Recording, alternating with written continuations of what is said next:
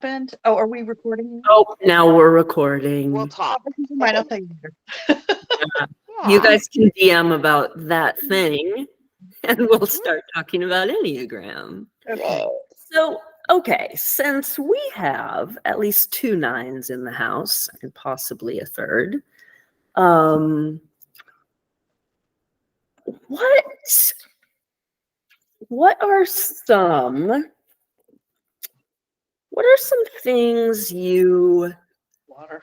what are some things you think are like stereotypical about 9s, or ideas you have about 9s, even if you're a 9, whether you feel it's true for you or not? Just like, what comes to mind when you think of a 9 with what you know already? Being extremely passive. Mm-hmm. Yeah. And yeah, what else? Chill? Is it like a very chill type? Chill, passive. not caring or just being very phlegmatic, but there's a lot going on the inside, but on the outside it seems like there's nothing going on. Uh-huh. And, self-contained, but that's not what's going on the inside. So yeah, that's interesting. I'll say passive, because that is, so I recently became, like, this is my 3rd year as a high school teacher, and there is a lot about it where I need to be more assertive than I am, and it's so hard for me,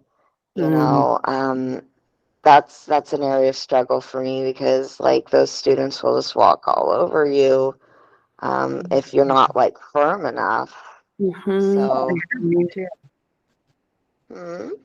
I think 9s conserve a lot of energy. Yeah. I have a lot of positive energy. Like, I'm very bubbly. But yeah, when it comes to having to like take a stance on things and be assertive and enforce the rules, it's incredibly hard for me. It can be hard for me to do that in a way that people take me seriously. Yep. And so, I mean, I want to teach a lot about the 9 too, but I want to kind of unpack some of these stereotypes, see if they're even really true or not. Because the 9's passivity is a different type of passiveness than other types. Like, I don't know, Alexa, do you consider yourself a passive person? Not really. Yeah, I'm not really either, but I am a 9, so we should talk about this. Yeah, I've had people say, you seem so chill, but then when they know me, they're like, wow, you're really intense inside. Yeah. Not completely. Well, I would say not controlling, but there's something in there. Yeah, I'm not as cool or chill as I seem. So. Yeah. I had one friend a few years back. He was one of the only friends I had who was maybe as deep into Enneagram as I was. And for like a good year, he insisted I must not actually be a 9 because I seem too assertive and confident. But like, I think Alexa's saying something that feels so true, that there's some way of maybe coming across as chill or passive, but the 9 doesn't actually always feel like there's more to it than that. Yeah, because taking a stand means making a commitment towards something. Yes. One thing or the other. Yeah. You don't want to do that, because then there's no going back after that. Yes, I think you have to bring your 8 forward, and right. I like to conserve my energy. Yeah, it's a little it's like there's a voice inside the 9 that's always saying like, why bother? Yeah. Pick your battle. Pick your battle. And the voice likes to say more often than not, and this isn't a battle to pick. Yeah. It likes to convince us like, yeah, pick your battles, but it usually decides this battle isn't quite worth it. And I think what you're saying, Alexa, makes a lot of sense, that it's not always so much a fear of conflict, like, ooh, it's not like it's not maybe like a two-ish thing about, ooh, people won't like me if I conflict, or it's more just like conflict is a bother. It takes energy, and I don't really want to expend my energy if I don't have to.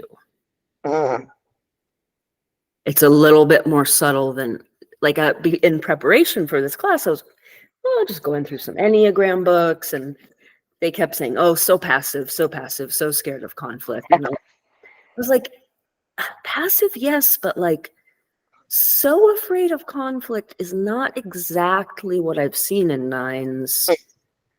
Especially if you're like wing 8, because isn't that supposed to be pretty assertive? Both Alexa and I are wing 8, so what we're saying there might be other nines that I relate more to the whole, I'm scared that if people see that side of me, they're not like, I worry a lot about being like viewed positively by others. Yeah. Like I want to be liked by my students, and yeah, so that's really hard for me, because if I have to write someone up over something, I'm worried what that's going to do with their feelings.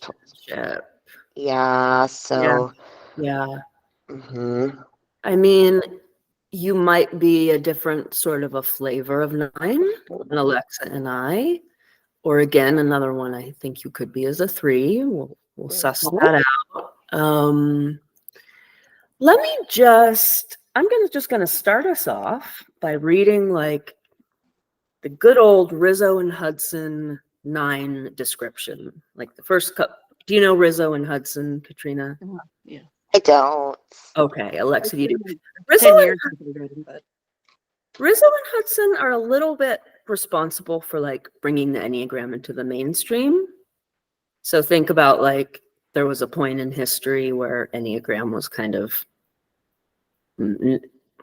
fringy, not used by the mainstream, only used in like weird groups who are doing like depth psychology and fringy stuff. And then Rizzo and Hudson sort of, I respect them because they did a good job kind of popularizing it without watering it down too much. It's a bit watered down, but but they didn't like completely lose its depth with them. Yeah, there's some depth there. Yeah. Like not bad. Good for popularizing something that was kind of deep and esoteric and fringy. They didn't do too bad. I do recommend, if people really are into Enneagram, to kind of go beyond Rizzo and Hudson, but it's a fine starting point. And I'm just going to read their little synopsis of the 9. And then we can talk about, Katrina, you can talk about, ooh, that does or doesn't sound like me. Okay. Alexa, you can talk about, ooh, it does or doesn't sound like me, and we'll dive in. So I'm just going to start reading. We have called personality type 9 the peacemaker, because no type is more devoted to the quest for internal and external peace for themselves and others. They are often spiritual seekers who have a great yearning for connection with the cosmos, as well as with other people. They work to maintain their peace of mind, just as they work to establish peace and harmony in their world. The issues encountered in the 9 are fundamental to all inner work. Being awake versus falling asleep to our true nature. Presence versus entrancement. Tension versus relaxation. Peace versus pain. Union versus separation. Ironically, for a type so oriented to the spiritual world, 9 is the center of the instinctive triad, and is the type that is potentially most grounded in the physical world and in their own bodies. The contradiction is resolved when we realize that 9s are either in touch with their instinctive qualities and have tremendous elemental power and personal magnetism, or they are cut off from their instinctual strengths and can be disengaged and remote, even lightweight. To compensate for being out of touch with their instinctual energies, 9s also retreat into their minds and their emotional fantasies. Now, I don't think that's true that they retreat into emotional fantasies. Sorry, just have to say that. I do that. Yeah. So that's interesting. Yeah, maybe some do. Yeah, let's pause there and talk about that. Mm. Do you do that, Alexa? No. No, me neither. Interesting. Again, I retreat, but I'll do like research or reading or just like thinking about something else in a detailed manner, but not it's not emotional. Well, it's so interesting to compare and contrast. Like you and I in the Jungian cognitive functions have a T, not an F. So yeah, when I'm retreating, I'm dorking out. Like I'm researching, I'm thinking about whatever theories and systems, but again, I'm an ENTP 9. You're an ISTJ 9. Mm-hmm. You could be a 9, but you're the feeler here. So maybe when you retreat inward, it's more emotional. Right. Right? Right. That makes sense. And that's why, like, as you guys know, I'm not the biggest advocate of trying to correlate the systems, but I am into looking at using one type to sort of see how we can be a different flavor of Enneatype. Or using Enneagram to see how we could be a different flavor of Jungian cognitive function. I do think, 9s are a withdrawn type. And we talked about the withdrawn types being, it's not exactly the same as introversion, but there's a movement of sort of the ego or the self inward, because inward types can feel that that's where the most safety and comfort is. And, we talked about, we haven't gone through the 4 yet, but we talked about 4 being an inward type that goes in to protect from shame, and 5s being an inward type that sort of goes in to plan and prepare for a future thing. And 9s go inward because that's where they can find peace. Interesting. So you relate to that, Alexa? Yeah. Right. So I would say, like, I don't love that Rizzo and Hudson said they're going inside to have emotional fantasies. I think they're going inside to create whatever feels peaceful. And so, like, for me, like, emotional fantasies don't feel that peaceful. Yeah, for me, order, probably. Yeah. And for me, it's like brainstormy, cross-reference, any TI stuff inside of me. But the reasons why I think it was hard for me to identify myself as a sensor is I have a tendency to tune out the world. Yeah. So I don't know if that's what it is, but I will, ever since I was like really, really little, this has been like, I was just very kind of spacey a little bit. Like I was never diagnosed as being attention deficit, but I think I have a little bit of that going on where I just don't like pay a lot of attention, but it's sort of a choice. I just prefer to be in my own head a lot, and it's not like I'm not thinking about intuitive type things. It's usually like pretty tangible stuff, or it's like things that could happen. Yeah.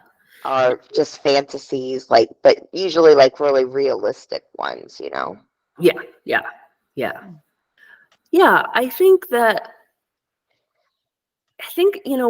I just read, I remember reading this sentence like presence versus entrancement. And so, like, I think nines can be like, it's almost like a dissociation the nine can do. They're really good at kind of dissociating from whatever might be causing them non-peace. Like nines are the master of sort of tuning things out. Yeah. And so usually for a nine, when they pull inward, there's like, unless they're trying to introspect and like connect to oneself in like a meditative or mindfulness way, that pulling in, a lot of people call it the inner sanctum, like creating a peaceful place inside where like nothing can really get to them. Interesting. And so I think we want to look at like not so much the content of what we're thinking about. Is it emotional? Is it intellectual? Whatever. It's like, is it a place you go when things are too unpeaceful outside yourself? And is the reason you're going inside to go into an inner sanctum? It sometimes, to me, feels like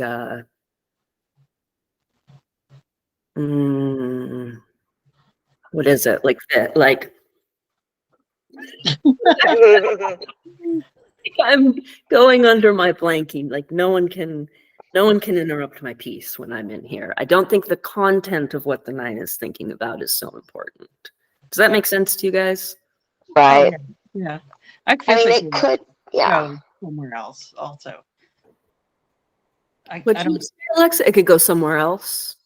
Yeah, I tend to physically go. So I need to have that physical separation also. Right.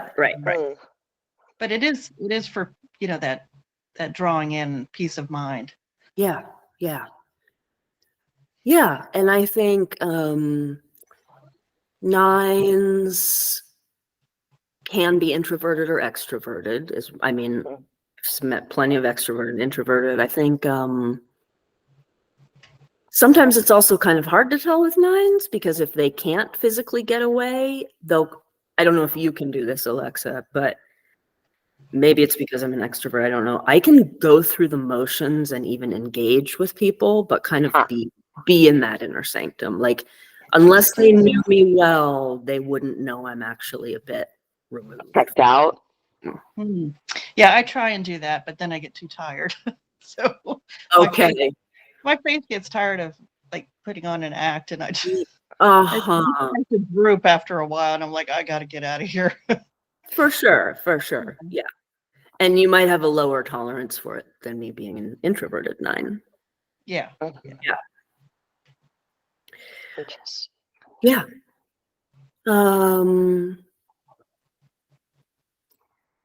So what else? I mean, I can go so many directions about the nine. Why don't we talk about like the arrows of integration and disintegration? Yeah, that sounds like that might be helpful for me. Okay. So nine, let's talk about disintegration first, because I think there's less to say, but nines disintegrate to 6. Okay. So remember that when we disintegrate, what it means is that we've been trying our nine-ish strategies, or any numbers trying their normal strategies, and like they just aren't working anymore. So usually people disintegrate after something very bad or traumatic or a long period of stress, or they're exhausted. And when we disintegrate, it's almost like another layer of ego protection. Almost like in a way like this and this and this didn't work, like I'm pulling out the big guns. I've got to restart. 9 is almost like this didn't work, I've got to resort to these 6-ish things. And when we disintegrate, it's not a healthy shift because it's just like an added layer of armor that's not exactly even working. And when we disintegrate, we lose the essence of our number. So the essence is like the highest self. And for a 9, it's that the chill of a 9 on the deepest level comes from a true ability to be okay with what is. And I mean that on like, you could take this to the highest spiritual level and say a 9 is okay with all the darkness, all the light. A 9 might see a war and not be like an advocate of that war, but they can still see everything happening in the war as just part of this holy dance that human beings are doing. And they can say, it's all part of this holy, like, it's a way of accepting the universe exactly as it is, with no to like push the universe into what you think it should be. Does that feel true for you? Yeah, I've gotten in trouble for that too. Because do people misunderstand it? Is that why you got in trouble? Yeah, I think they're like, why don't you have a stance, or why doesn't this upset you? How can you, they just can't understand why I'm so objective and can see both sides. Yeah. Yeah. I will tell you I've struggled with that too. People taking my 9-ishness as a lack of caring, and this is the shadow side of 9, does contain some of this stuff. So I had somebody at work when I was in my 20s. She was not a very good supervisor, and this was live. Unless your supervisor's going to see it. Yeah, probably not. Probably not. Yeah, she says, we just want you to show some emotion. I'm like, what? And that's gonna be hard being like a socionics thinker for one, and then like Molly, you're even like FI polar, so it's gonna be harder for you to express. Struggle. I mean, for me, my struggle is I have trouble expressing things that I know could be controversial or could alienate people. And I think that part of it could be valuing the FE over FI, but I don't know if that's another way that 9 could manifest. Like I might have my opinions. You don't want to rock sometimes, it's just like there's things in the world I don't like, but I sort of view it as being something I can't really control. So it's like, what's the point in getting very 9-ish, worked up over this? Yeah. I mean, I think of 9-ish. I think of the serenity prayer, which even if you're not in recovery or spiritual or whatever, it's just a great saying for anybody. Like, God, grant me the serenity to accept the things I cannot change, courage to change the things I can, and the wisdom to know the difference. And I do think 9s are the masters of accepting the things they cannot change. 9s are the best at accepting what they cannot change. And so look at, in a way, what an amazing strength that is, to be the one type who's not trying to control the things they cannot change. 9s are so good at just saying, well, I can't change that. Why would I put energy into it if I can't change it? Why would I push against something that's immovable? Why would I waste that energy? And I think 9s struggle to make that discernment about, oh, wait, this is a situation where I actually need to step into the other half of the equation, courage to change the things I can.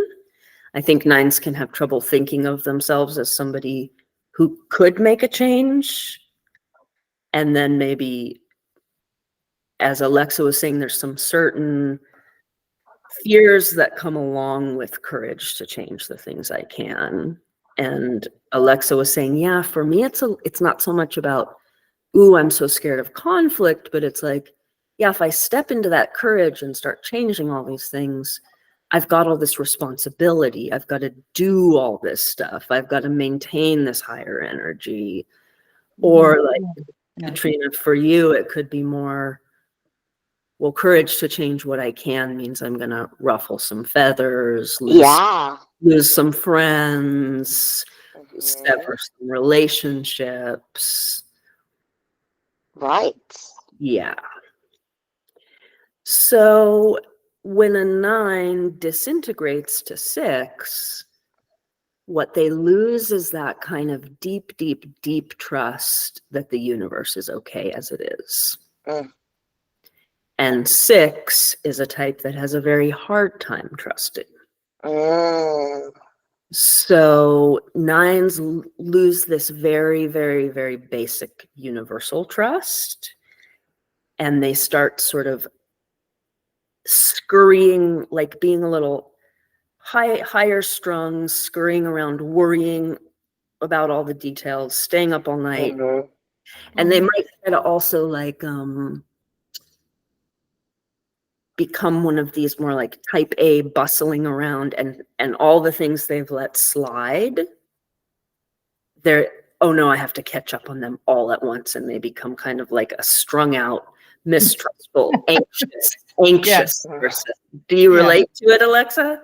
Oh yeah. Yeah, I just think I relate to that too. When I get anxious, it's like, yeah, I have definitely had times in my life where I don't think, like, at least on the inside, I don't feel like a 9. I feel I've just been, in fact, I think there were times in my life where I might have even tested as a 6.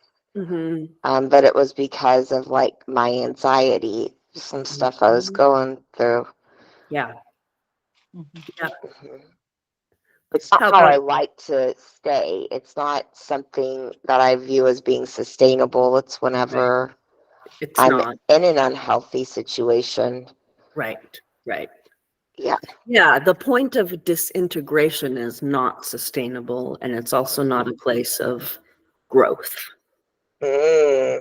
Like, we don't grow from being in disintegration. We just wear ourselves out. And you're right, it's unsustainable, meaning if I spend too long in disintegration, I'm going to get some consequence. I'm going to get a health problem. I'm going to fuck something up because I'm so anxious. Like, I'm going to make it's just not a place of, there's no potential in that disintegration the way there is in integration. Alexa, what does disintegrating to 6 feel like or look like for you?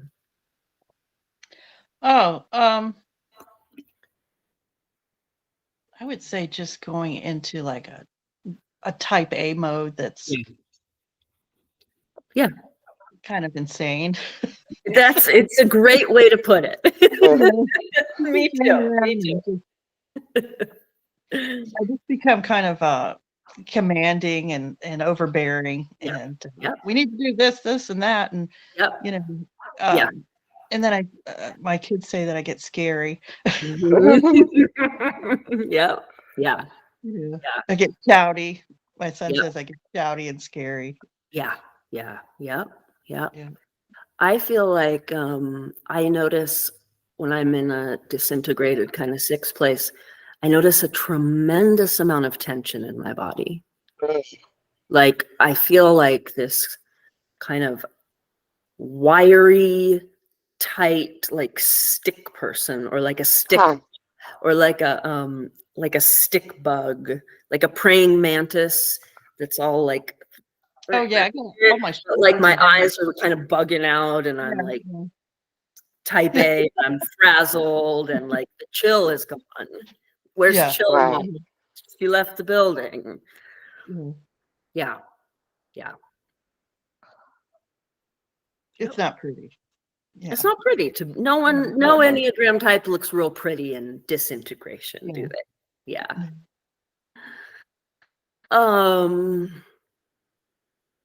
Anything else about disintegrating before we talk about integrating? I mean, the way my husband would describe it, whenever I'm going through something, he just can't pull me out of myself.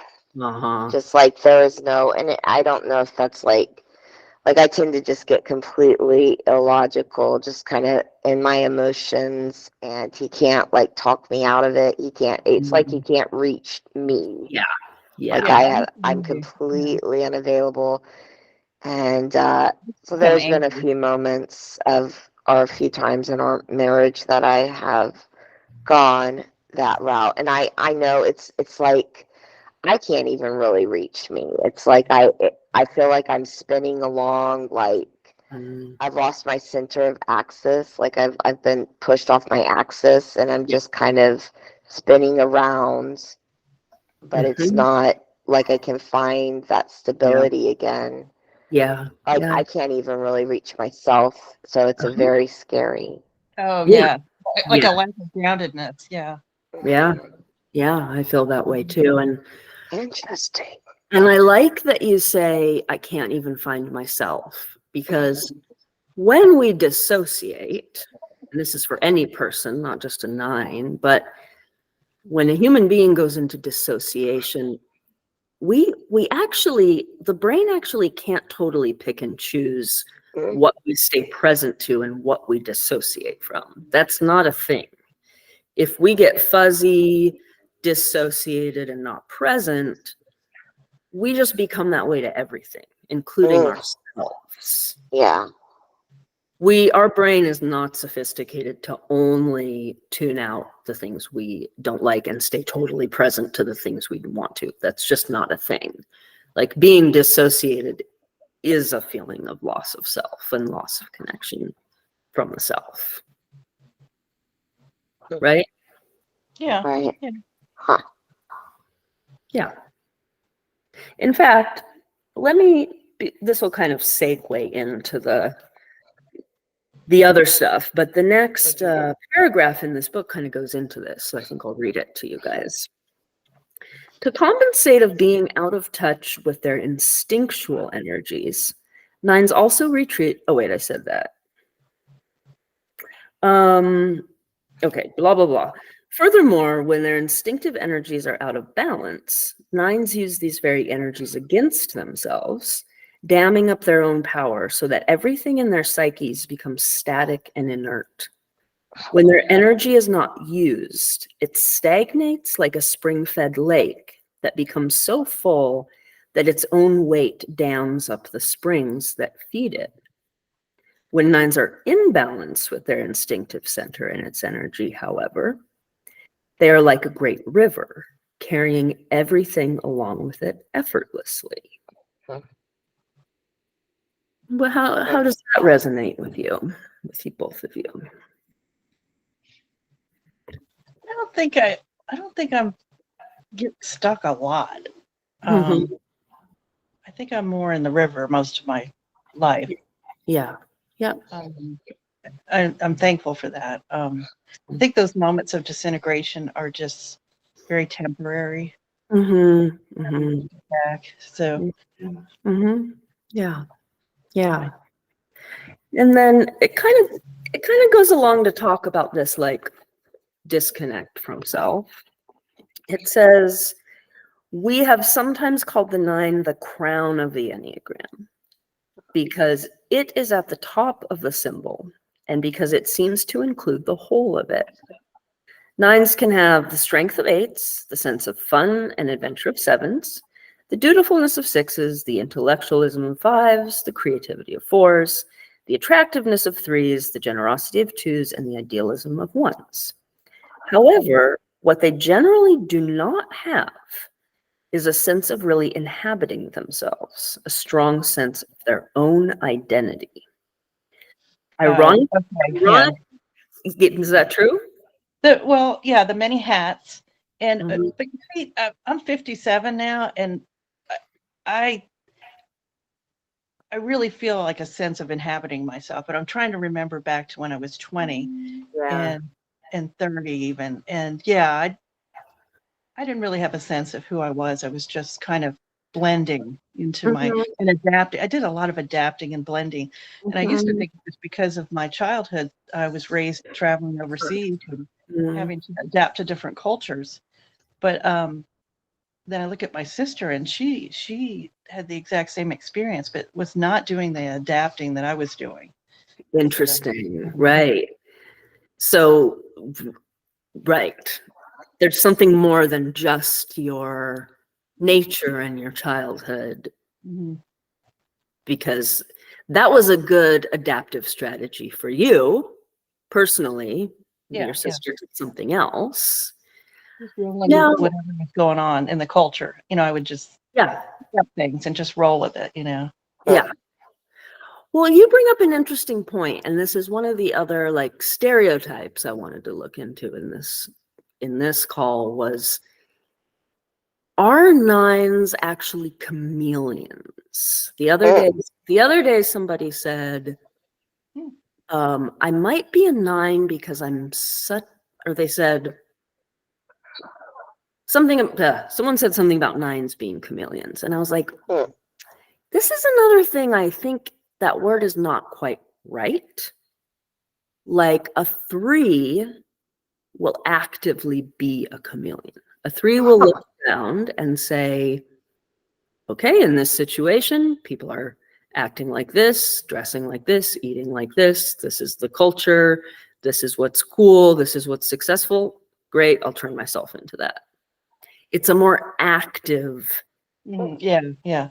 9s are just a little, 9s are more like, I'll go into this situation and what I'll do is just make myself almost more like a blank slate.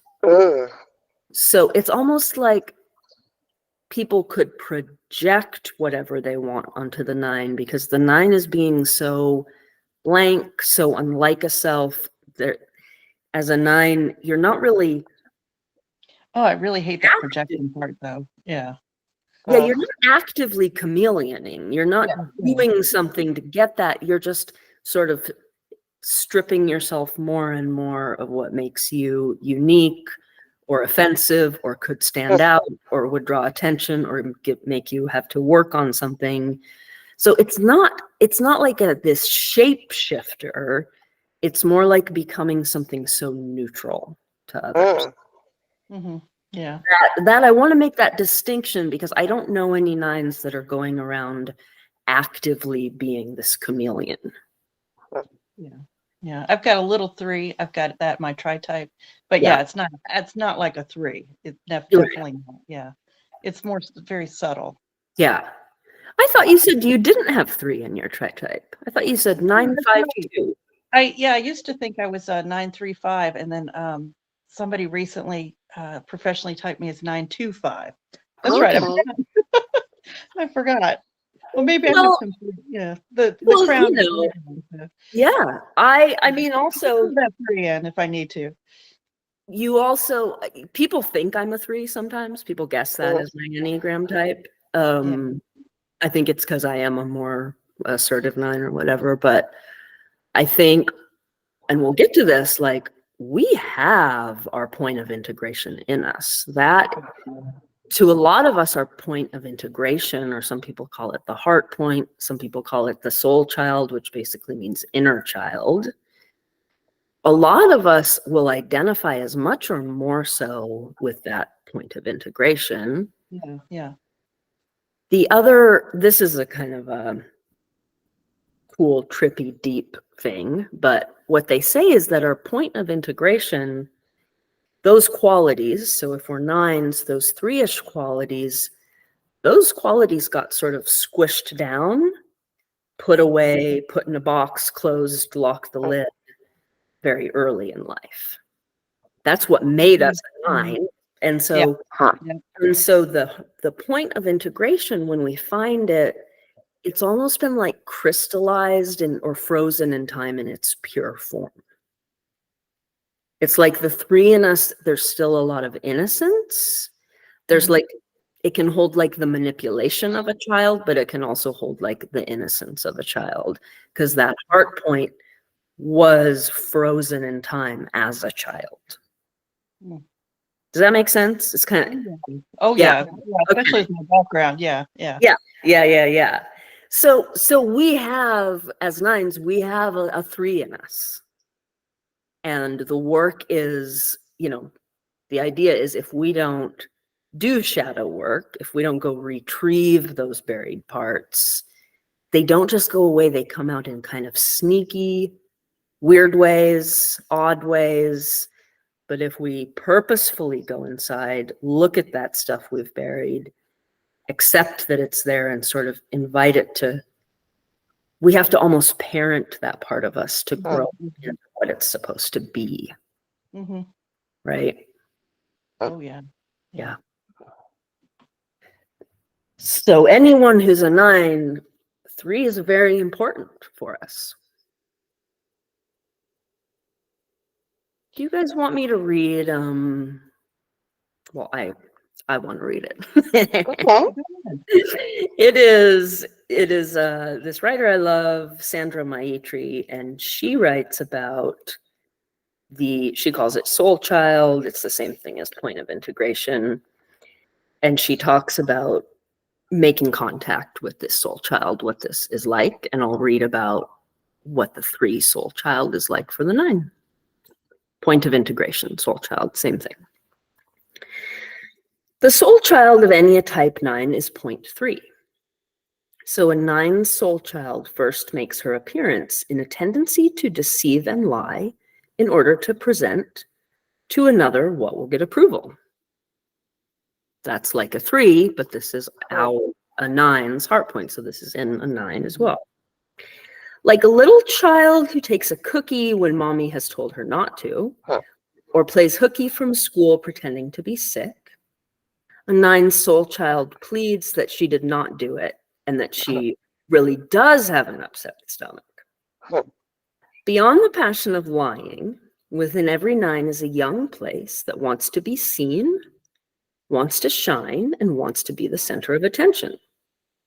So there is a little show off, wanting to do her dance and be applauded.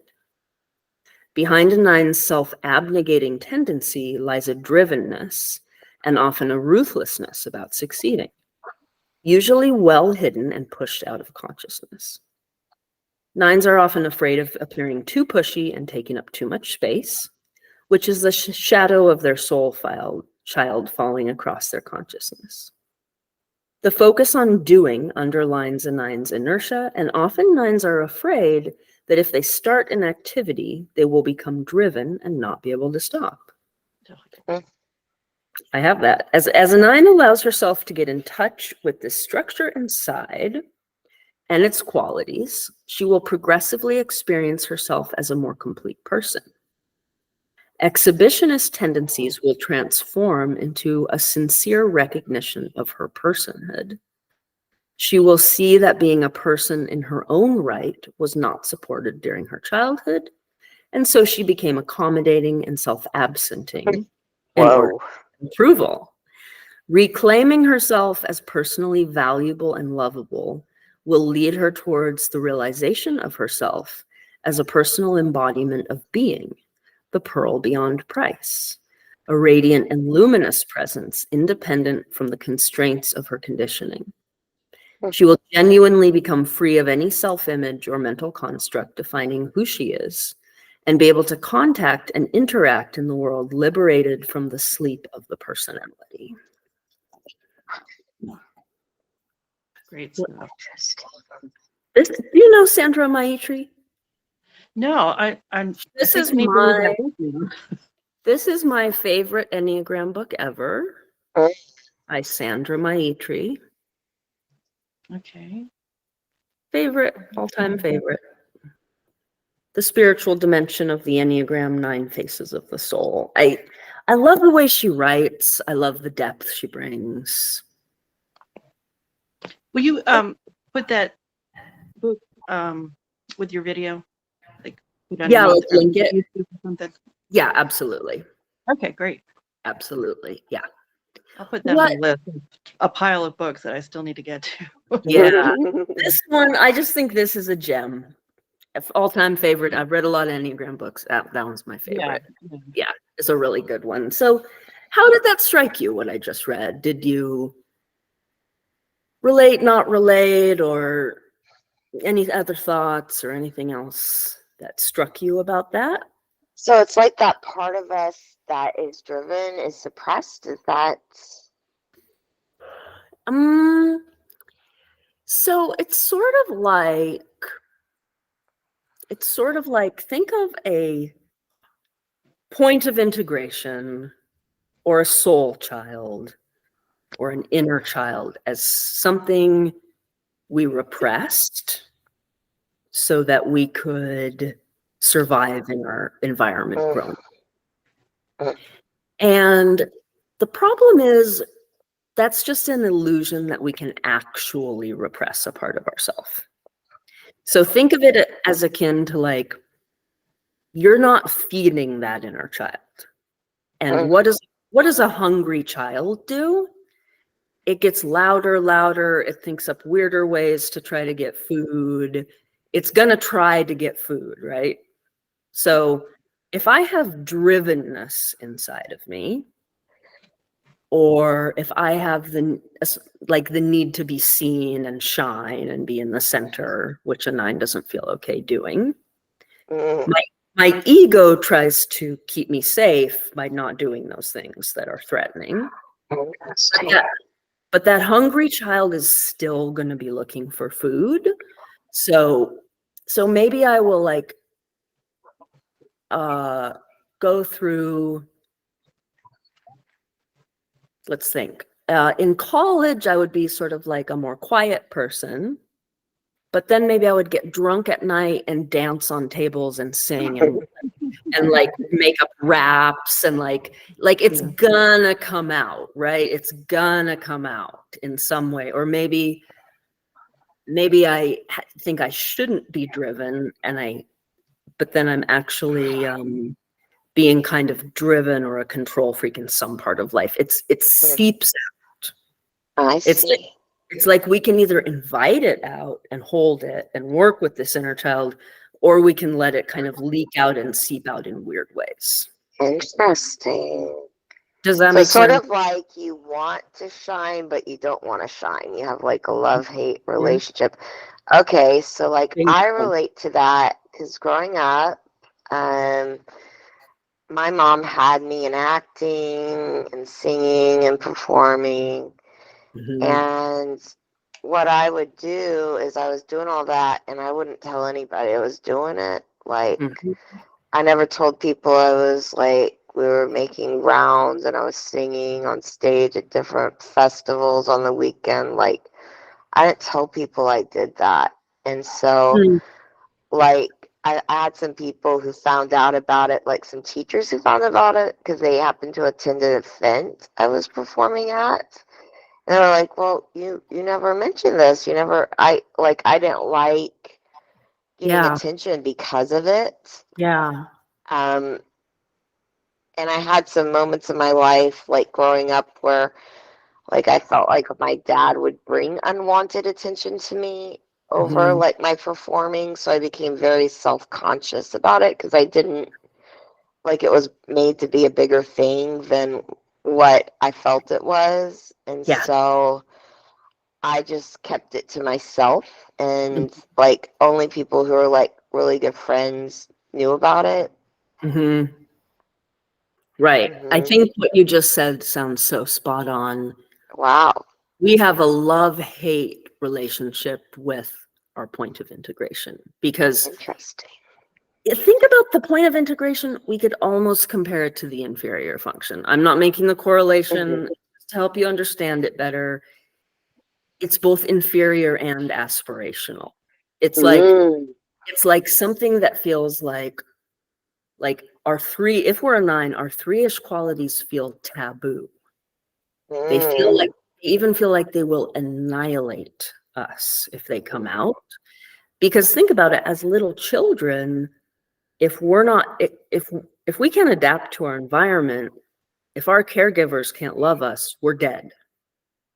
It is life and death for a child to get their caregiver's love. If our caregivers, I don't mean like lovey-dovey, but their basic care, we die.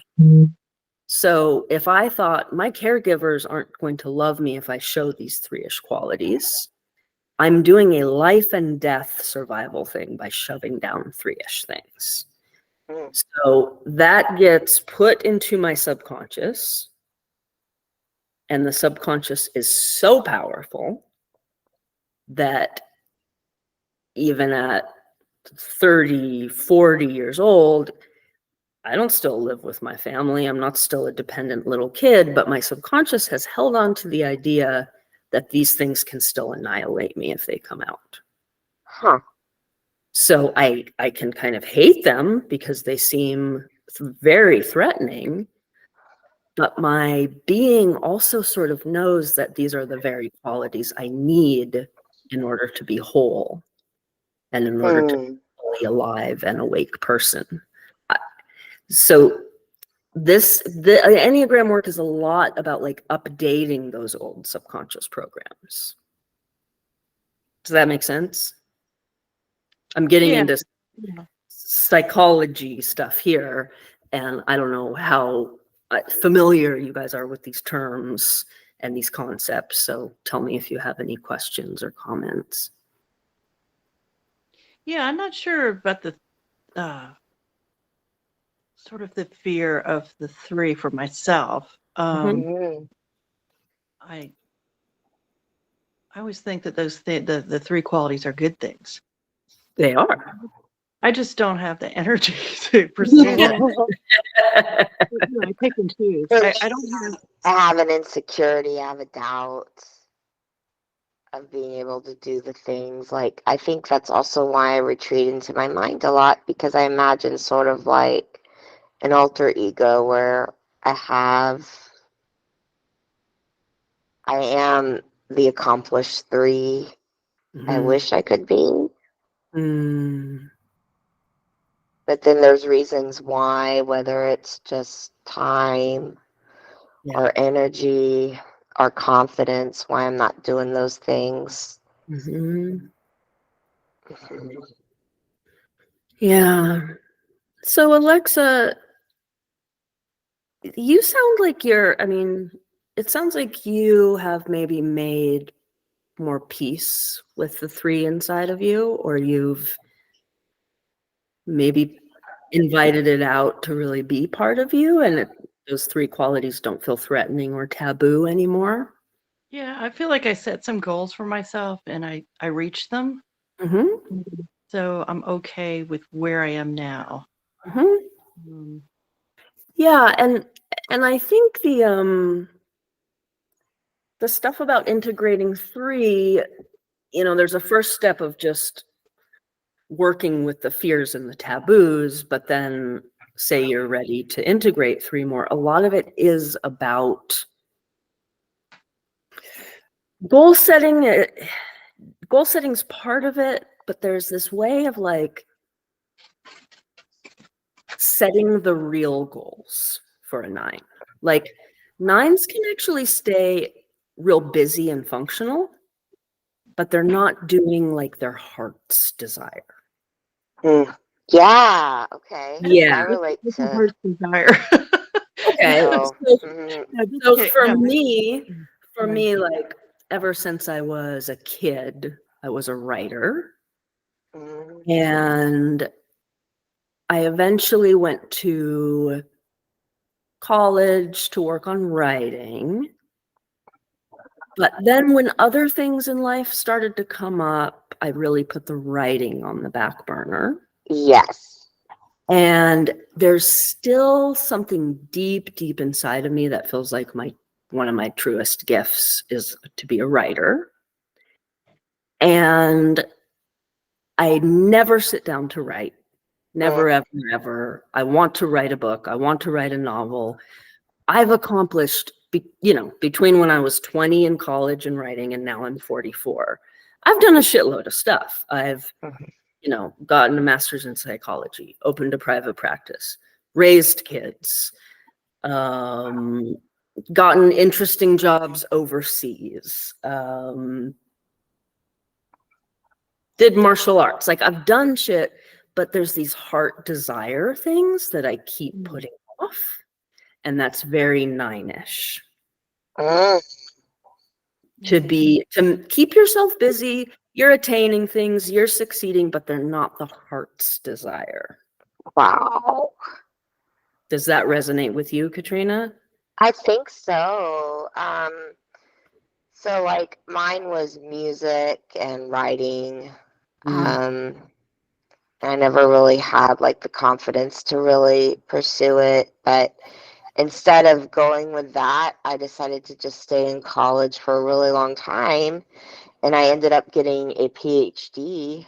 And as I got more pulled into that, I stopped doing the music and writing. Like I completely just abandoned it. Yeah. And then even with like, and now it's just like I have kids. I've even forgotten some of the songs I've read, are like maybe even all of them. I don't know, but it's like you put it off until it almost becomes obsolete. Yeah. Yeah, exactly. Like, why was I doing all this other stuff? Yeah. If that's what I really wanted, why was I doing all this other stuff? Like, I'm really accomplished. Like, people would look at that and be like, wow, you've done so much, but it's not even the things I wanted to be doing. Exactly. Yeah. Yeah, it was just things that I thought would sound impressive or things I thought were safe. I just did whatever I wanted. Oh, wow.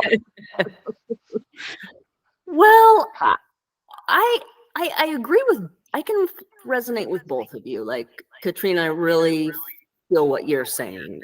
It's similar. But at the same time, Alexa, the stuff I said I was doing was also stuff I wanted. None of that stuff was stuff I didn't want. But there's some sort of weird, like,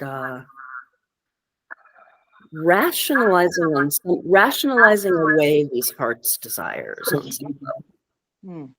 It's not that I'm doing a bunch of things I actually don't want to be, but I'm not doing quite the deepest thing I know. I resonate with that. Yeah, some of it's just practicality, though. I mean, we can't do everything we want because there's other things that come up, Yeah, like I would love to travel, but I can't right now. There's some things that are preventing me from doing that. In fact, I've been thinking about moving overseas, to Mexico or South America. But you do that right now. So I think we're bringing up a really good point here, because the way the Enneagram works is it's trying to show us that there's this really fine line. It's almost so fine it's invisible between our essential nature and the ego's imitation of our essential nature. So the essential nature of a 9 is like everything is okay as it is. Yeah. And the ego's imitation of that, the unhealthy use of that, is a voice that can sound like, why bother? It's too hard. That will cause conflict. It's not practical. Blah, blah, blah, blah, blah. And okay, these things could be true. It could be true that it's not practical.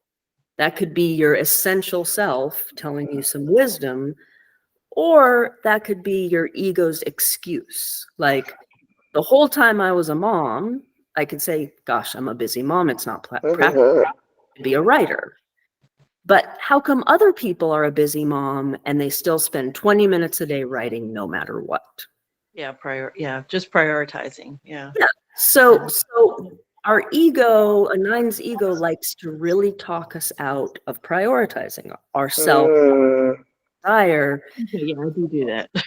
do I is hear that and I go, what can you really get done in 20 minutes? You know, like I guess that's me talking myself out of, well, right. what's the point? You All or know? nothing. I can sometimes do all or nothing. Like if I Yeah. can't completely go all in, then I'm just not going to do anything. You know? Yeah. I love that you guys are bringing this up because I feel that way too. Oh, wow. So maybe I'm a 9. Yeah. Are we convinced Maybe yet? maybe this all or nothing is a 9 thing because I do it. Yes. I do it with exercise. Like if I'm not going to do a hardcore exercise for a long time, I skip it. Yeah. It's like, why don't I just go for a Or 20-minute if I walk? can't commit to a program, like if I can't be doing it every day, what's the point? You know? It can't just be like something that I'm going to do, you know, like what's the point if I do an hour-long workout, but it's only like every once in a while and I'm not like Right. committing. It's so funny because I tell my kids exactly what I need to be telling myself. I'm like, just, you know, like if you do something for 10 or 20 minutes, just think how much that will add Adds up up in a to. month. You know, look at the time that you put into it, you know. It's very hard for me to live life that way. I'm a super all or nothing. And what's interesting is we're all sitting here. 2 of us know we're 9s. One of us is thinking maybe she's a 9. And aren't 9s supposed to be so chill?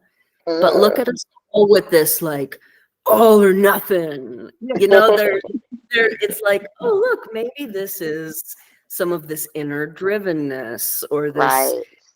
Also, a thing about 9s that some people don't know is we're the most stubborn of all the types.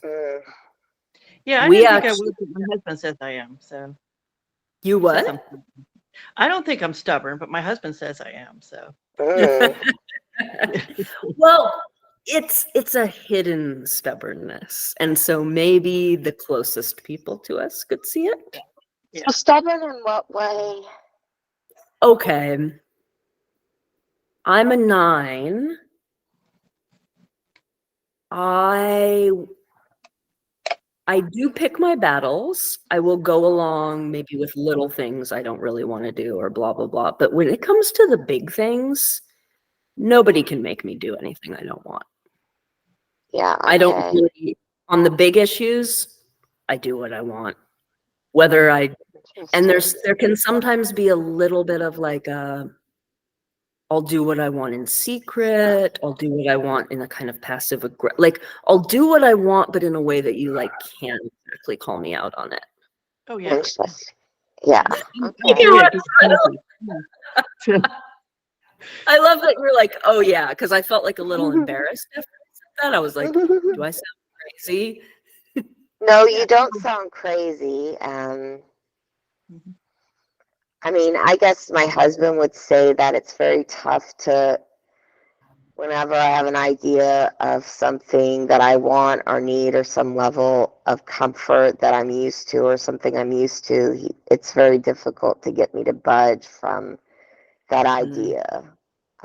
So I don't know if that's the type of stubbornness, but sure. But yeah, it's very hard to pull me out of my way of seeing things or from my perspective of things.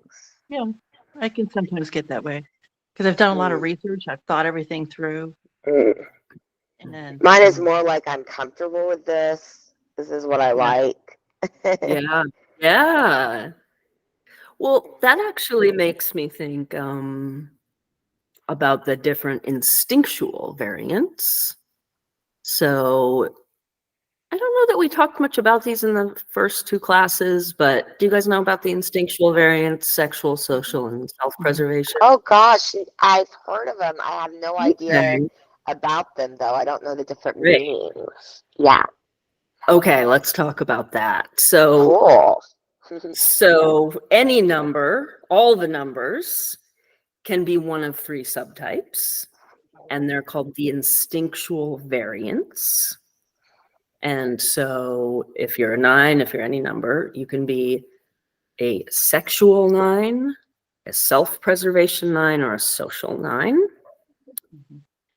And what sexual, social, and self-preservation mean is that A sexual type doesn't mean you're sexy or you have a lot of sex.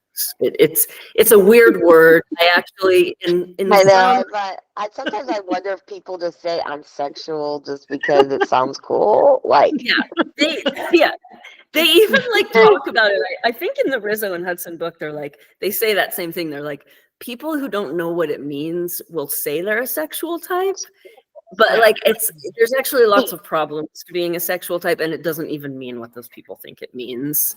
In some Enneagram circles, they have a different word that I like a lot better, and they call the sexual the syntonic.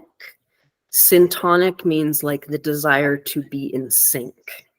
Mm-hmm. So think about it like this. A sexual type, a self-preservation type, and a social type go to a party.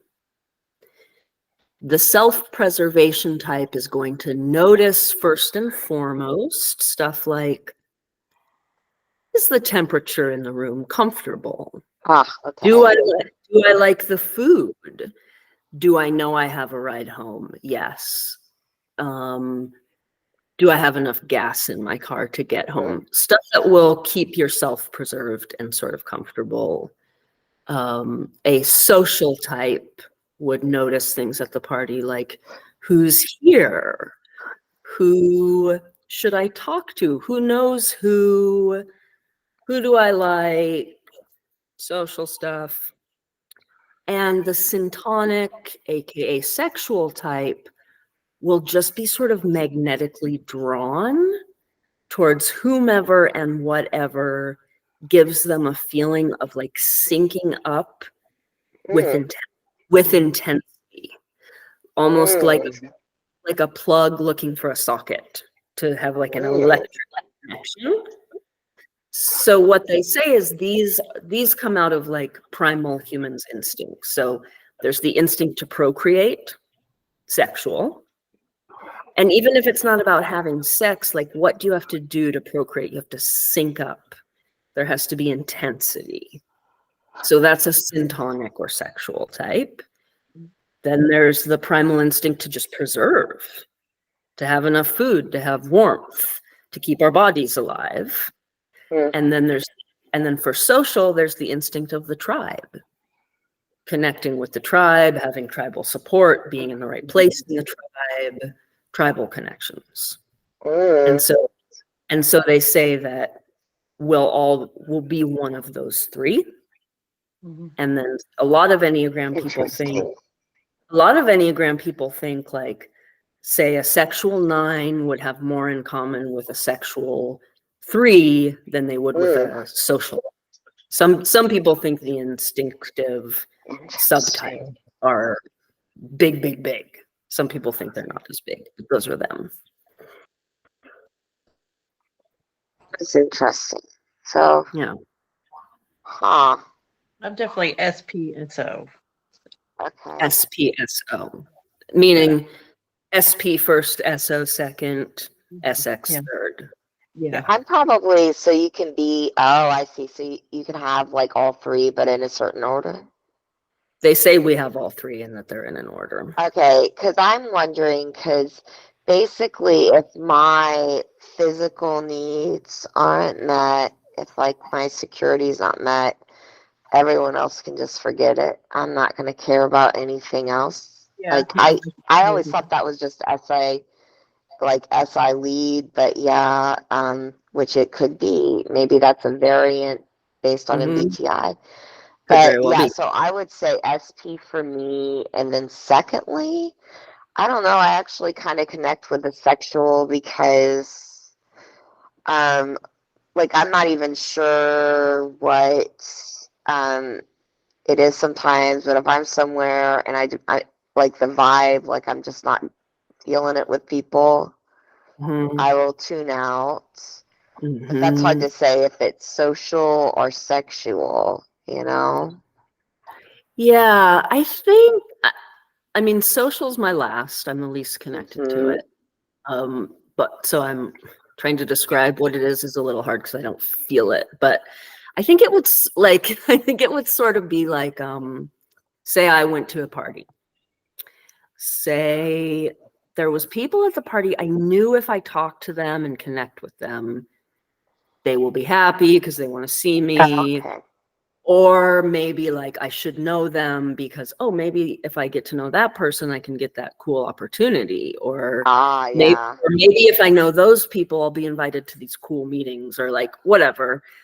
But say that there's some like weird, tweaky homeless dude in the corner of this party, but he just looks the most intense. He's drawing me in. I feel like I'm going to have some deep interaction with him.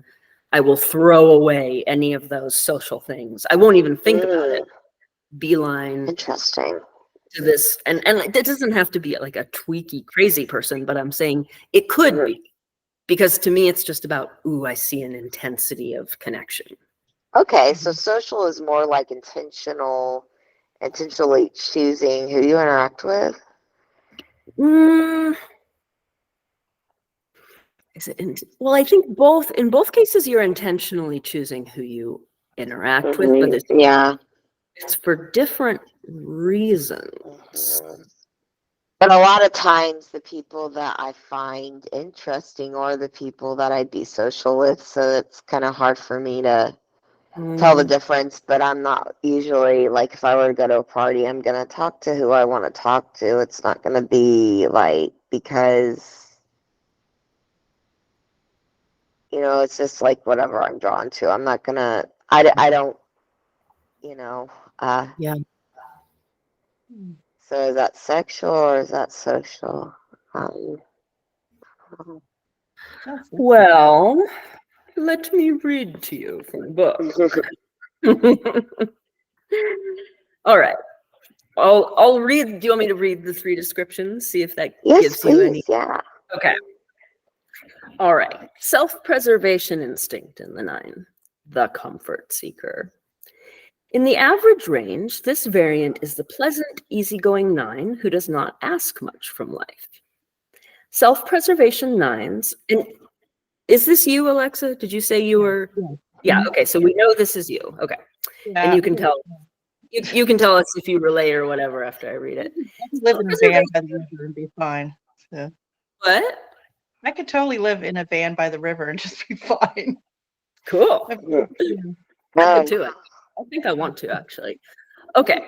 It's the pleasant, easygoing 9 who does not ask much from life. Self-preservation 9s prefer simple pleasures that are readily available. Eating at the nearest fast food restaurant, watching a favorite rerun on television, or zoning out in a comfy chair. They're usually not ambitious, although they may be quite talented. They generally deal with anxiety by getting involved in busy work, puttering and routines, and may use small tasks to avoid dealing with bigger projects. They become increasingly attracted to minor rewards as compensation for not being able to pursue real desires, but all with some repressed underlying anxiety about not attending to their real needs. 9's inertia shows up most clearly in this variant. Apathy and self-neglect can cause self-preservation 9s to have difficulty mobilizing themselves to obtain what they really want or to take care of their genuine self-preservation needs. Increasingly, they use food and drink to suppress feelings of anxiety or anger, and often possess large appetites and a tendency towards addiction. They do not want their pleasant moods to be disturbed by others and often resist others simply by not responding to them, remaining stubbornly silent. In the unhealthy range, self-preservation 9s fall into deep apathy about their lives and can become fatigued and ineffectual. They become the chronic couch potato, emotionally shut down and slowly wasting their health, relationships, and possibilities. Addictions are common. Interesting. So, yeah, I'll pause before reading the others. How did that sound, Alexa? That's you. Do you relate? Yeah. Not as bad as the addictions. No, because I stopped myself. But sort of. What would you say? What would you call it? Sort of narcotic. Oh, I don't know the word. Like taking a narcotic as the food is a narcotic. Like Yeah, like being like anesthetized. Right. Comfort Yeah, food. I go for that, like, yeah, the comfort, the whole, like, I just need this hit. Like, in the addiction sense, I could see food addiction maybe being a problem for me. But, like, you know, just something like I'll get used to getting this $7 cup of coffee every day from this place because I really like it. Yeah. And that is, it makes me happy. It makes me want to go to work when I do that. Like, sort of like it's my way of coping with the day to day. Having that one little thing to look forward to. Yeah. If I can check that box, I'm better. Is that kind of self-pres? Yeah. Absolutely. Okay. Oh gosh, that's me. Yeah, I do that. I struggle with my weight because of that. You what? I struggle with my weight because of that. Because you like to yeah. Right. Yeah. It's like a That's narcotic. Ali. Like There you eating go. can be kind of numbing. Like you can sort of. I wasn't like that until I quit work in my 30s, and then I just started when I was at home with the kids and homeschooling. I just started like baking and just Wow. So yeah, makes sense. my husband's a 9, so he's like he wouldn't stop me. He's the same way. Right. So it's, yeah. I'm just curious. At one point, you were saying your husband was ISFP. What do you think he is now, or do you still think he's the same? I think he might be even an ESFP. Okay, interesting. We were talking about it because now that he's older, I think he's sort of letting go of some stuff that caused him to be more introverted as a kid, and he said he used to be very extroverted. Something happened and made him introverted, and I guess now that he's older, he's come to terms with that, like a lot of people do when they get older, and his extroversion is like coming out. So I think he might even be an ESFP. Wow. Okay. But you think Gamma Quadra for sure? I'm thinking that way. Yeah. Huh. Interesting. Cool. Do you want me to read the other subtypes? Yes, please. Yeah. All right, let's do the sexual 9. Okay, this one's mine. In the average range, sexual 9s want to take on the energetic qualities of the other, often gravitating to aggressive types. They can display minor aggressive traits themselves. They tend to be sassier than the other 2 variants, and their anger can be easily aroused if they feel that their connection with others is threatened. They seek a complete partnership. This part I don't relate to, but whatever, because I think they're putting it too much in the context of just a romantic relationship, but we'll keep reading that. They're suddenly like throwing all of it into like how I am with my partner, and I don't exactly relate to this, but take it as more of a generalization. They seek a complete partnership, thinking of it as our life rather than my life. It is as if they want the other to fuse with them. That's that talking about that intensity, that wanting of almost like a plug into a socket, or like, sexual 9s often idealize the other, not wanting to see his or her flaws, but they can also become critical and demanding, especially if they have a 1 wing. The other becomes the center of gravity, the axis of the sexual 9's identity. As a result, people of this variant may fail to develop their own identity or any real sense of independence. Sexual 9s can be highly romantic, unrealistic rescue fantasies, the Cinderella complex, wishful thinking, and clinging to loved ones can all be part of the picture. In the unhealthy range, sexual 9s become highly dissociated and depressed and seem to lack a core self. Unable to merge with the other adequately, they feel lost. Fantasies of the other mix with fantasies of anger and vengeance, but the latter are rarely acted on. These types end up either in highly dependent relationships or floundering on their own, waiting for one. Okay, so yeah, wow. Yeah, Or like that. self may become a function of past relationships. Okay, I don't personally quite relate. I relate to the general thing they're saying. Okay. Some of that is not a description of me in a romantic relationship. I'll say that. Right. It sounds a bit codependent to me. Yeah. Sure. Yeah. Sure. I think So, I can experience I'll be right if back. I'm in a romantic relationship, or if I'm just spending a lot of time with one person, like if I go on a vacation for a whole week with my friend, and if I'm really in the presence of another person for an extended period, I will sort of lose connection to myself. okay. It's like I just become a bit more fuzzy and they become a little bit crisp. It doesn't necessarily mean that I'm always being in these codependent relationships, but I can experience a sort of it's almost like my energetic system fuses with theirs, or like their energetic system I'm more aware of than my own. Interesting.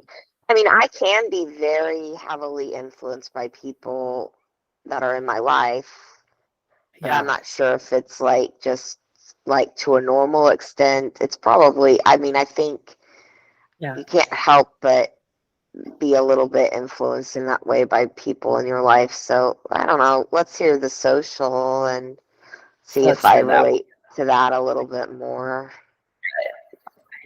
The social instinct in the average range, these are the 9s most interested in bringing people together and in making peace. They like to be involved with others, to be part of whatever is going on, but they also resist having too many expectations placed on them. They can be emotionally and mentally disengaged while physically involved. Social 9s generally have a good deal of energy and like to stay active, but within defined, familiar structures. They do not mind working or helping others, but they like to have a clear sense of what will be expected of them. They can be surprisingly conventional and conformist in the sense that they will meet the expectations of their social circle, but they are also anxious about losing their identity, of becoming a clone or an appendage of someone else. Insecurities about their worth, plus their desire to please and fit in, also causes social 9s to have difficulty saying no to people. They often end up resisting others anyway, usually passive-aggressively.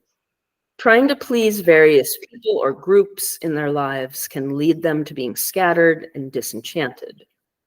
They often have trouble setting independent goals and following through with their intentions. In the unhealthy range, social 9s can become resigned and depressed about their lack of development. Their neediness and intense insecurity are usually masked by emotional flatness. Displays of indignant anger may alienate people, thus heightening their feelings of social isolation. I mean, I relate to wanting to be a part of things. Like, one of the things I love about being a high school teacher is being able to be a part of the school and the spirit days and, you know, just being a part of something like a community. Yeah, I'm thinking I'm probably SPSO. Those are probably the two that I connect with the most. Yep. I think that's the most common. Okay. I think I've read SP and is most common, and then for the 9? For SF just in general. Oh, okay. Yeah. Or that's what I've heard. I've heard that the sexual is rare. In the 9. Yeah. Sexual sounds like a little bit. Yeah, that's very intense. Yeah. Yeah, I think just in general. I'm not sure about in 9s, but okay. I've heard for different types, there's some that are more rare than others. And I do believe a sexual knife is a more rare. Yeah. And right, like as you'll notice, it said they were more sassy, they can express anger a little easier, like, so it's a little bit of like a contradiction of a 9 to be a sexual 9. We do exist, I'm one. Yeah. Yeah. The merging sounds very 9. Yeah. Yeah. Yeah. Yeah. Yeah. Gosh, I feel like I was gonna say something, but I lost the thread. Thoughts, questions, reflections. Drawing a blank, sorry. Yeah. It's okay. Yeah, I was think, too. That's why I asked. there you go. Yeah. So I'm so interested in learning about the other types, but yeah, I think a lot of what we covered tonight seems to fit me pretty well. Yeah, you seem to relate to a lot of it. Yeah. And Alexa, you already knew your type. Is there anything that we talked about that was like, doesn't have to be necessarily be like new information, but anything that stood out as like, oh, that was kind of interesting, or oh, I hadn't seen it like that, or oh, I really have seen it like that. That was really affirming. Yeah, the 3 part. Yeah. Because I have a love-hate relationship with that. I mean, I don't mind just being,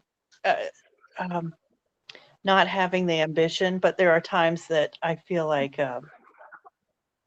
I could have done more, or I could have done this. I have the capacity to do these things. I just don't have the motivation, and I don't know where that comes from, and it's probably just from being a 9. But 9ish thing. It's a real 9ish thing. Yeah. Because I mean, I could have gone to law school, but I don't know.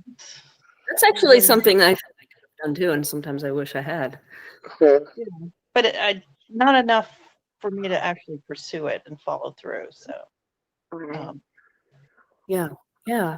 I have a business that I know I could take to the next level, and I don't do that because it's a lot of commitment. Of course, right now I can't do that, but I sell collectibles and things on different online places, and I could put, do my own store, or I could just do better job at sourcing. So I have so many options that are open to me. I just have to commit and follow through, and I don't know what's stopping me. Yeah. I have a lot of procrastination. Oh yeah. And because I'm comfortable, that's the thing. I think what motivates people is when they don't have that comfort, when they have to do something and they're hungry, and I'm just a little too comfortable. Right. I think that's the difference between being SI lead and maybe SI lead or versus SI polar, because it's those SI polar types that are gonna try to do all the things, and they're not gonna realize when they're too tired. And we're like a little bit aware, like little overly aware of our comfort, and maybe less likely to push ourselves as much because of that. Yeah. Like it's just like, oh, I'm comfortable. I'm happy. I'm doing enough to get by. Why would I take on that too? Yeah. Why bother? What's in it for me? A little extra money to travel, maybe some prestige, but I don't know. Yeah. Well, also, we can also look at this in its positive, and like 9s are often people that will how can I say this? Like it's like, okay, in our culture right now, we might be coming out of it a little bit, but there's been this sort of like hustle culture. Like, go have a job, then have passive income, have your side hustles. Like, you go, girl, go, go, go, go, go. And a 9 is probably not going to get sucked into that. Yeah. It can also make us like a refuge from the world. Like, yeah, whatever we say, you know, you're a teacher, I'm a therapist, you do stuff with collectibles, Alexa. Like, yeah, I sell stuff online. we can E-commerce. we can E-commerce. we can be people who like offer a refuge. Like, 9s don't get real caught up in like the trends. Like, what we have to offer is more this like non-judgmental okayness with everything, slow down, chill. And it's not that we are supposed to become a 3 and go join the hustle. We're only supposed to bring out some 3-ishness to become whole. We are not supposed to be 3s. What we have to offer is sort of something a bit more grounded, wise, and steady than something real flashy and impressive, and that's fine. It's not saying we're not supposed to not be that. Does that make sense? Oh yeah, yeah. That's something that, you know, I had flashes of insight on that recently. You know, where am I going to fit? Because I've been helping my son just graduated from college, and I've been helping him look for work, and I've been able to sort of sift through what's out there, and it was interesting. I was like, oh wow, this would be something I'd be interested in. So it's kind of like, I'm getting to explore myself all over again, you know. But yeah, I do a little bit of that hustle culture, but yeah, it's a little too much. Yeah, we can dip our toes in. It's probably not going to be our main thing. Yeah, I just want a little money on the side. I'm doing some I'm learning how to option trade or sell options and things like that. So I do get on some of the trends. Sure. I'm not saying like we can't be in any trends, but I'm saying like not going to be all in. Yeah, that's not a place. That's probably not a place that I need to really go all in. No, because you just set myself up for failure. You know. Yeah, yeah. Well, how about we close this with, how about I read the kind of summary of a 9 becoming their best, self-actualized. Where is that? All right. The emergence of essence. So this is like 9s becoming their best. 9s remember the essential quality of wholeness and completion. They remember the interconnectedness of all things, that nothing in the universe exists separate from anything else. This knowledge brings great inner peace, and the 9's purpose in life, from an essential point of view, is to be a living reminder of the spiritual nature of reality and, consequently, of the underlying unity of our true nature. Liberated 9s are fully present to and conscious of the wholeness and unity of existence, while simultaneously retaining a sense of self. Less healthy 9s have a capacity to perceive some of the boundless qualities of reality, but tend to get lost in or merge with their surroundings. Liberated 9s do not forget themselves in these states or lose themselves in idealistic fantasies. They see how good and evil are mixed together. They accept the paradoxical union of opposites, that pleasure and pain, sadness and joy, union and loss, good and evil, life and death, clarity and mystery, health and illness, virtue and weakness, wisdom and foolishness, peace and anxiety are all inextricably linked. Another essential quality of the 9 is what Oscar Ichazo called holy love, although this must be understood rightly. The essential love to which we are referring is a dynamic quality of being that flows, transforms, and breaks down all barriers before it.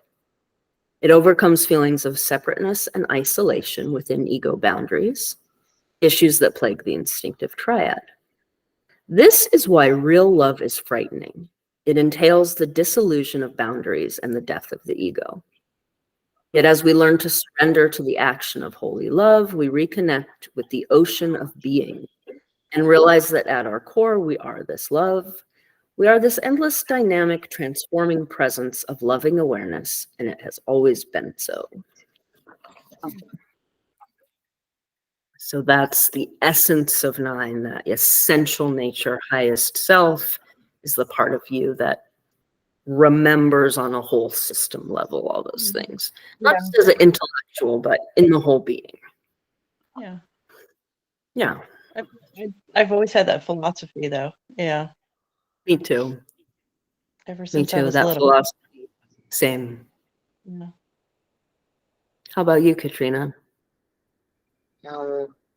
Like just being like. Just being.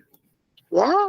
I mean, I'm like one of those that, I mean, I don't know if like it's a philosophy I've had, but like when I was younger, I used to just be like, I've always been like a really just kind of naturally content person. Yeah. Just like that's my default, is to just be like joyful, really, like really just joy, like just contentedness. Yeah. Like that's my default. Yeah. Yeah. Yeah. Cool. I'm gonna wind down. If there's any, you guys have anything you want to say or ask or comment? Oh, thank you so much for having this tonight. I'm glad I didn't miss it. Yeah, Like, I'm awesome. so glad I didn't miss it. It worked out, I guess. So. Yeah, I'm really glad you both came. Yeah. And I've been having, well, tonight I thought I had a hard time having people come, but then you ladies showed up, so now I'm. It was just a strange night for me, but yeah, I was like. Well, we'll be doing the rest of the numbers Wednesdays at 5. Good. Yeah. So, okay, perfect. Yeah. So come on back to learn more. Yeah. What part of the country are you in, Alexa? Well, right now I'm in DC. Oh, okay. So that would be earlier for you. So let's see. So she wants to do 5 o'clock. Oh no, later. So that's like 8